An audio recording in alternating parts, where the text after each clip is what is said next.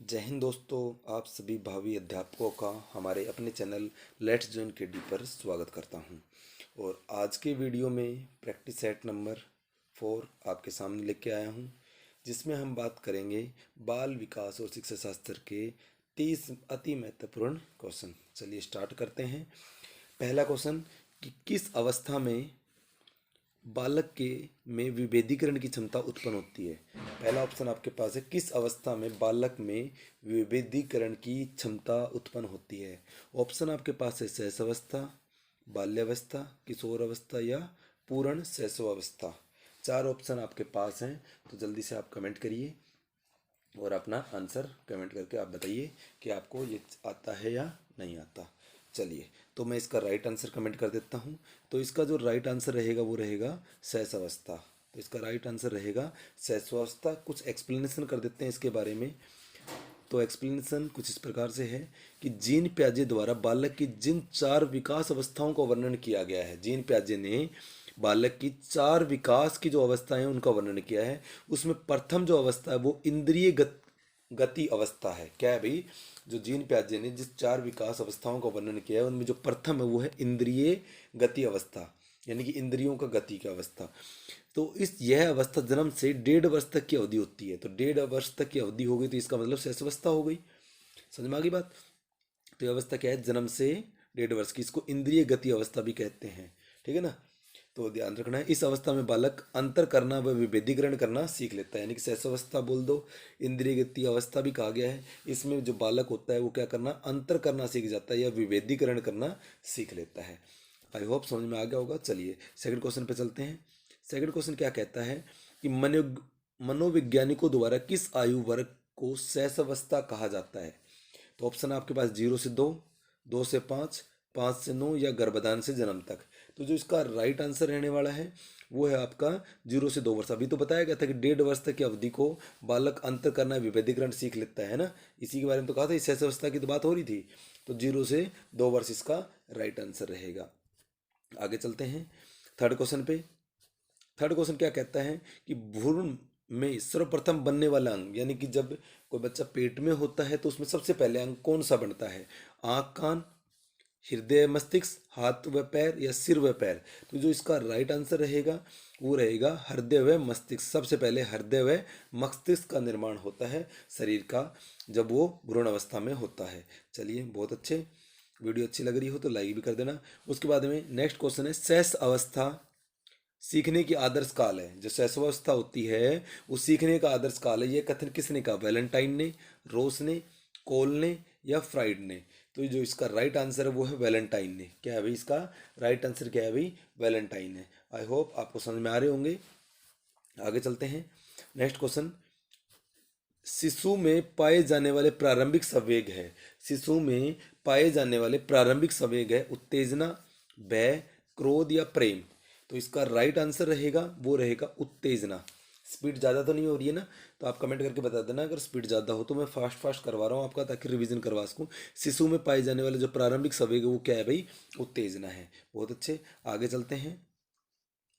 हम्म, देखिए भाई, तो बुद्धि के कुछ सिद्धांत व उसके प्रतिपादक दिखा रखे हैं। इनमें से कुछ एक आधा गलत है, तो आपको गलत ऑप्शन को चूज करना है, यानी कि असंगत जो युग्म है उसको आपको चूज करना है। पहला है द्विकारक कारक सिद्धांत, स्पेयरमैन ने दिया।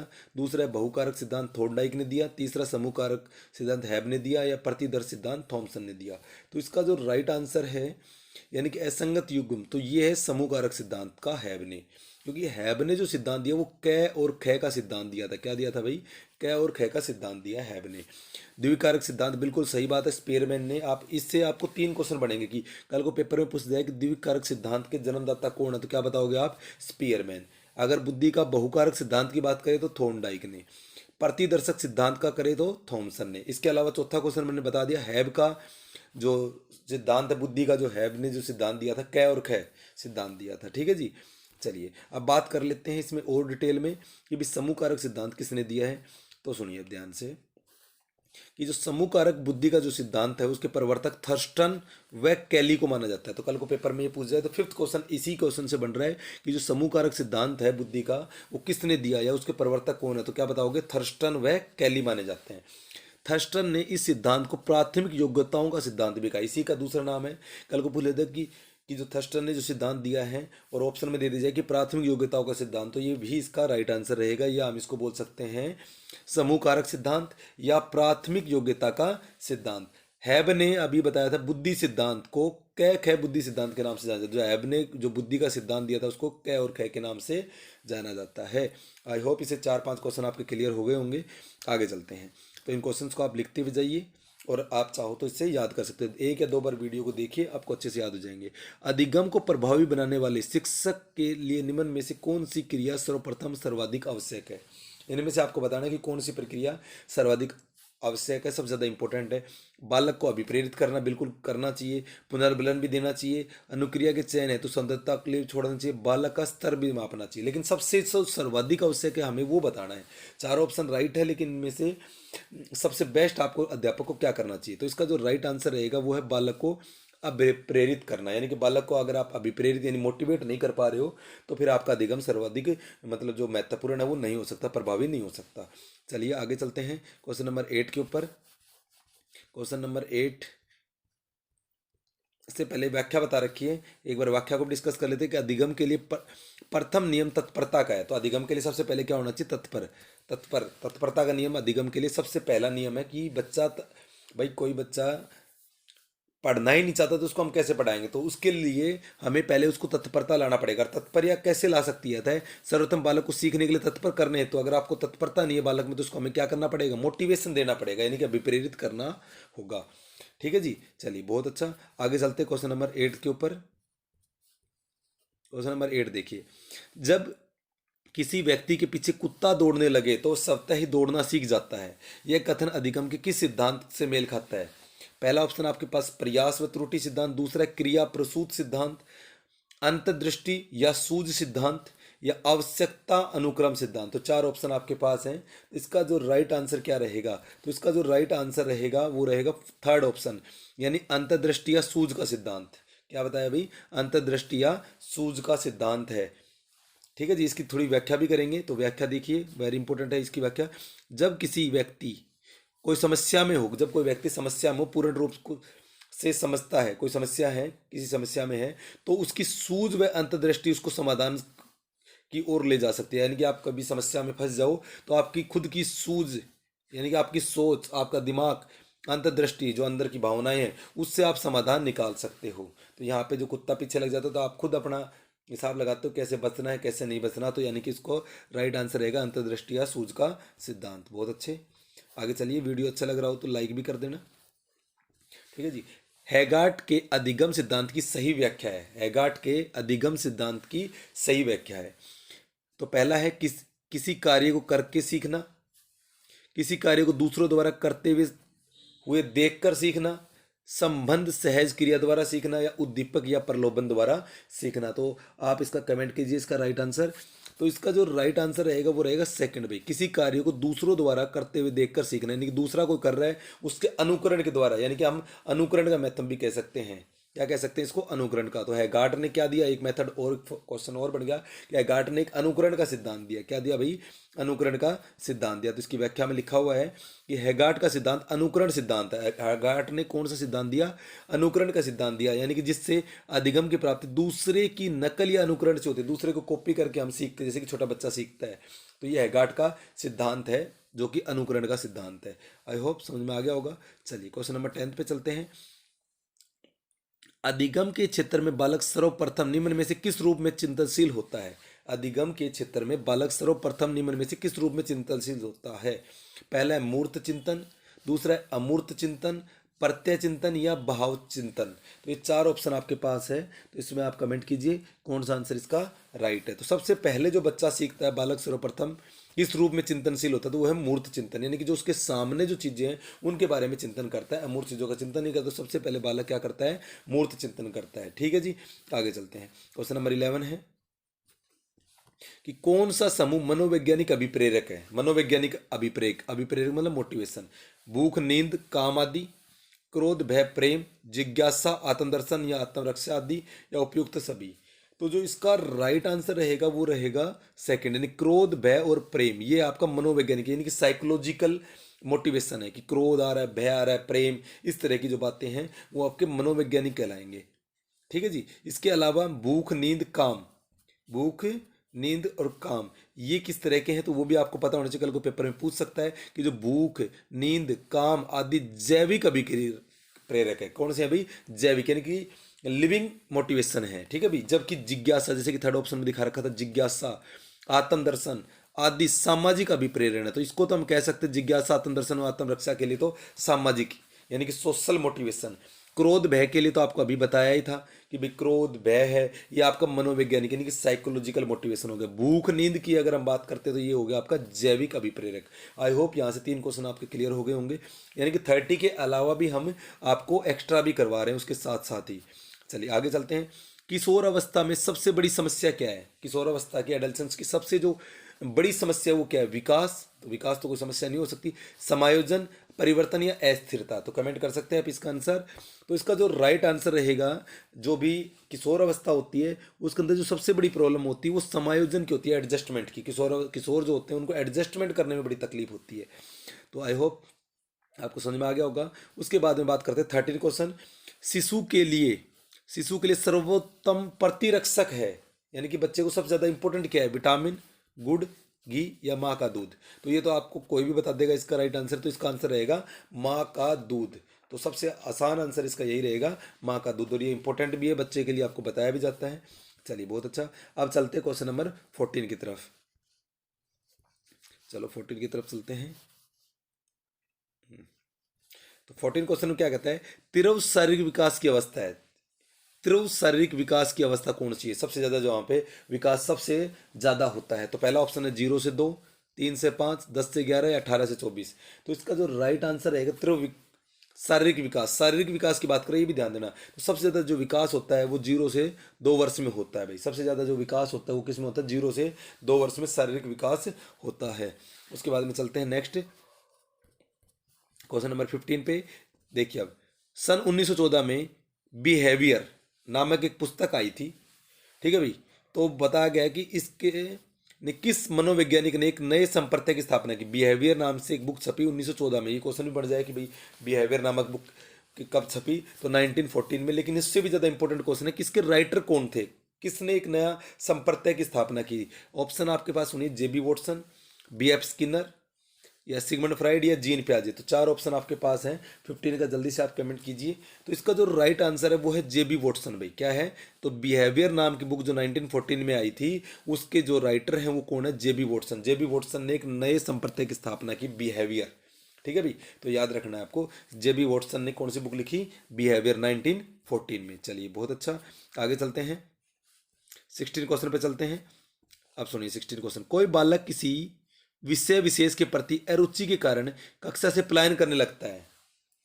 तो बालक का व्यवहार है, यानी कि किसी अरुचि के कारण कक्षा से पलायन करने लगता है। तो इसका ऑप्शन आपके पास है क्षतिपूर्ति, प्रत्यागमन या बगनासा या उपरोक्त में से कोई नहीं। तो 16 का आंसर आप कमेंट कीजिए जल्दी से। तो इस तरह को हम कहेंगे, ऑप्शन है इसका राइट प्रत्यागमन। इसको क्या बोलेंगे? प्रत्यागमन। कि उसके अरुचि के कारण अगर वो कक्षा से पलायन कर रहा है तो उसको हम क्या बोलेंगे भाई? प्रत्यागमन बोलेंगे। क्या बोलेंगे? प्रत्यागमन। चलिए बहुत अच्छे, आगे चलते हैं। 17 क्वेश्चन।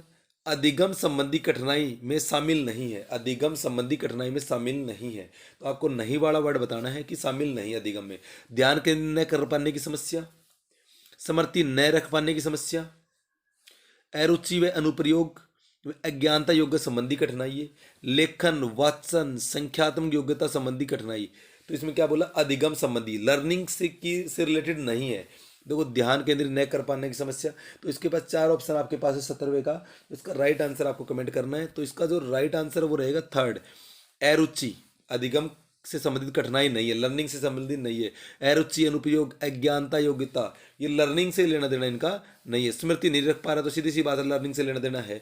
ध्यान केंद्रित नहीं होगा तो लर्न नहीं कर पाएगा, ये बात भी सही है। लेखन, वाचन, संख्यात्मक योग्यता संबंधी कठिनाई, तो इसका मतलब उसको अधिगम से संबंधी कठिनाई है इनमें। तो लेकिन किस में नहीं है? तो थर्ड ऑप्शन इसका राइट रहेगा। बहुत अच्छा, 18 क्वेश्चन पे चलते हैं। पहले एक बार इसकी व्याख्या भी पढ़ लेते हैं कि अधिगम संबंधी प्रमुख कठिनाइयों में अवधान की समस्या, अधिगम के संबंधी में कौन कौन सी हो सकती है? अवधान की समस्या, यानी कि ध्यान ना लगना, स्मृति की समस्या, याद नहीं रख पा रहा, कोई लेखन में प्रॉब्लम है, कोई वाचन में संबंधी प्रॉब्लम है समस्या, या संख्यात्मक योग्यता नहीं हो पा रही है, तो ये सभी क्या है? अधिगम संबंधी समस्याएं हैं भाई। ठीक है जी, तो आई होप समझ में आ गया होगा। 18वें पे चलते हैं। एक ही परीक्षा में बार बार अंकन पर वही परिणाम आता है, तो ऐसी परीक्षा कौन सी हो सकती है? वैधता, व्यापकता, विश्वसनीयता, वस्तुनिष्ठता। तो इसका राइट आंसर तो सोचने की आपको जरूरत ही नहीं होगी, पता है वस्तुनिष्ठता इसका राइट आंसर है। यानी कि ऑप्शन वाले क्वेश्चन हो गए तो बार बार आपसे कितनी बार भी आपकी क्वेश्चन आंसर की जांच करवा लो, आंसर वही आने हैं। ठीक है भाई, निबंध वाली में तो ऐसा हो नहीं सकता। चलिए 19 क्वेश्चन देखिए। किसी छात्र द्वारा किसी एक विषय या तथ्य विशेष के संबंध में ज्ञान के मापन के लिए उपयुक्त परीक्षण है। किसी छात्र द्वारा किसी एक विषय या विशेष संबंध के ज्ञान के मापन के लिए कौन सी जरूरी है? तो निष्पित परीक्षण, अभिरुचि परीक्षण, दक्षता परीक्षण, या उपयुक्त सभी। तो जो इसका राइट आंसर आप कमेंट कर सकते हैं, कमेंट करना चाहें तो इसका जो राइट आंसर रहेगा वो है निष्पत्ति परीक्षण। ठीक है जी, आगे चलते हैं 20 क्वेश्चन पे चलिए। 20 क्वेश्चन क्या कहता है कि शिक्षा का अधिकार जो 2009 में आपको मिला के प्रावधान के अनुसार कोई विद्यालय किसी बालक को प्रवेश देते हुए कोई अनुवीक्षक या जांच प्रक्रिया रखता है तो उस पर कितने रुपए का जुर्माना होगा? 2009 के अकॉर्डिंग कितने का जुर्माना होगा? ऑप्शन है 20,000, 25,000, 30,000 या 40,000। तो इसका जो राइट आंसर रहेगा, ये फैक्चुअल क्वेश्चन है, 25,000। अगर कोई टीचर या कोई स्कूल अपने नए बच्चे का एडमिशन लेने के लिए अगर उसकी जांच परी रखता है या कोई टेस्ट उस्ट लेता है तो इस तरह की जो अगर वो करता है तो उसके ऊपर 25,000 रुपये का जुर्माना हो सकता है। चलिए उसके बाद में 21 क्वेश्चन। मूल्यांकन की प्रकृति है, मूल्यांकन की प्रकृति है उपचारात्मक, निदानात्मक, रचनात्मक, ए व बी दोनों। तो जो इसका राइट आंसर रहेगा वो रहेगा भाई ए और ब दोनों, यानी कि फोर्थ ऑप्शन इसका राइट रहेगा, क्योंकि मूल्यांकन होता है वो उपचारात्मक भी होता है और निदानात्मक भी होता है भाई। ठीक है जी, आई होप समझ में आ रहे होंगे सभी को। 22 क्वेश्चन देखिए, अच्छे से अच्छे क्वेश्चन लाने की कोशिश करूंगा, बस आप हमारा साथ दीजिए, चैनल को सब्सक्राइब जरूर कर लें अगर आपने अभी तक नहीं करा है तो। लिखित परीक्षा का मुख्य उद्देश्य, जो लिखित परीक्षा है उसका कारण क्या है भाई? सबने देखा होगा, आपने भी हमने भी लिखित परीक्षा दी है, उसका कारण क्या है? लेखन क्षमता की जांच करना, लेखन की अशुद्धियों की जांच करना, लिखित अभिव्यक्ति, जो लिखित अभिव्यक्ति व समझ की जांच करना, या सुंदर लेखन शैली की जांच करना। तो जो इसका राइट आंसर रहेगा वो रहेगा, बिल्कुल प्रॉपर आंसर है, ये है लिखित अभिव्यक्ति या समझ की उसकी जांच करना, ये इसका राइट आंसर रहेगा। चलिए 23 क्वेश्चन पे चलते हैं। 23 क्वेश्चन, तो वीडियो अच्छी लग रही हो तो लाइक भी करते रहना।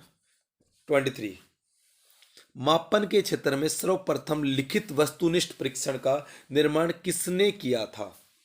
जो सर्वप्रथम जो लिखित वस्तुनिष्ठ परीक्षण का निर्माण किसने किया था? ऑप्शन आप सुन लीजिए, Horace man, J.M. Rice, Stephen कोरे, या कोलियर।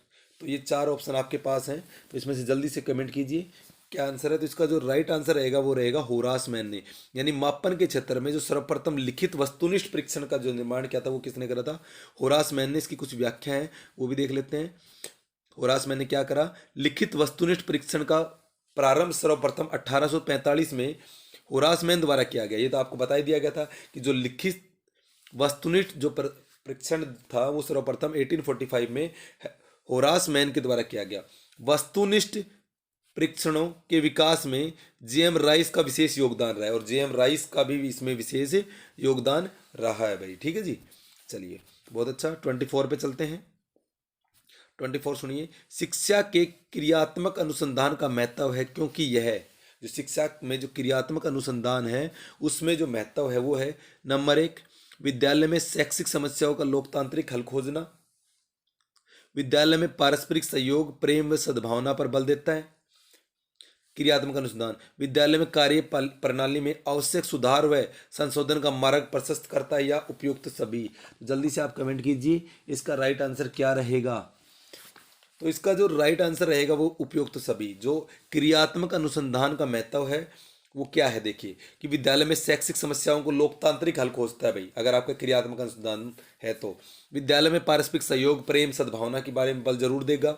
विद्यालय में कार्य प्रणाली में आवश्यक सुधार व संशोधन का मार्ग भी प्रशस्त करेगा। तो यानी कि 3 ऑप्शन इसके राइट है, तो इसका ऑप्शन रहेगा चौथा, उपयुक्त सभी। चलिए 25 क्वेश्चन पे चलते हैं। रिक्त स्थान की पूर्ति से संबंधित प्रश्नों द्वारा छात्रों की किस योग्यता का मूल्यांकन होता है? यानी कि जो रिक्त स्थान पूर्ति के लिए बच्चों को दिए जाते हैं तो उससे क्या मिलता है? प्रत्यास्मरण योग्यता, भावात्मक योग्यता, सृजनात्मकता और या बौद्धिकता। तो 4 ऑप्शन आपके पास है 25 में, तो जल्दी से कमेंट कीजिए इसका आंसर क्या होगा। तो जो इसका राइट आंसर रहेगा वो होगा प्रत्यास्मरण। क्या बताया? प्रत्यास्मरण योग्यता, यानी कि कितना लर्न है उसको, इस चीज़ की जांच की जाती है रिक्त स्थान पूर्ति के द्वारा। चलिए बहुत अच्छे। तो इसकी व्याख्या भी दे रखी है कि आपूर्ति प्रश्नों को प्रत्यास्मरण प्रश्न भी कहते हैं भी। आपूर्ति प्रश्नों को क्या बोलते हैं? प्रत्यास्मरण प्रश्न भी कहते हैं। तो इसका प्रत्यास्मरण इसका राइट आंसर था। चलिए आगे चलते हैं 26 का। शिक्षा के अधिकार अधिनियम 2009, जो शिक्षा का अधिकार अधिनियम 2009 आया, जो पूरे देश में 1 अप्रैल 2010 में लागू हुआ। तो यहाँ से एक क्वेश्चन और बन जाता है कि भाई शिक्षा का अधिकार अधिनियम 2009 कब लागू हुआ? तो हमारे देश में 1 अप्रैल 2010 से लागू हुआ, जम्मू कश्मीर को छोड़कर। कि उच्च प्राथमिक स्तर पर निम्न में से कौन सा पूर्णकालिक शिक्षक अनिवार्य नहीं है? शिक्षक अनिवार्य नहीं है, शिक्षण अनिवार्य नहीं है। विज्ञान व गणित का शिक्षण अनिवार्य नहीं है, सामाजिक अध्ययन का नहीं है, भाषा का नहीं है, कला या स्वास्थ्य शिक्षा का शिक्षण अनिवार्य नहीं है। आपको बताना उच्च प्राथमिक स्तर पर, जो उच्च प्राथमिक स्तर है उसके ऊपर इसका राइट आंसर देना है। तो इसका जो राइट आंसर रहेगा वो रहेगा कला स्वास्थ्य शिक्षा का। ठीक है भाई, ये इसका राइट आंसर रहेगा 26 का। 27 पे चलते हैं। 27 में क्या कहता है कि सृजनशील बालक के लक्षण है, जो सृजनशील बालक है यानी क्रिएटिव बालक है, उसके लक्षण कौन कौन से?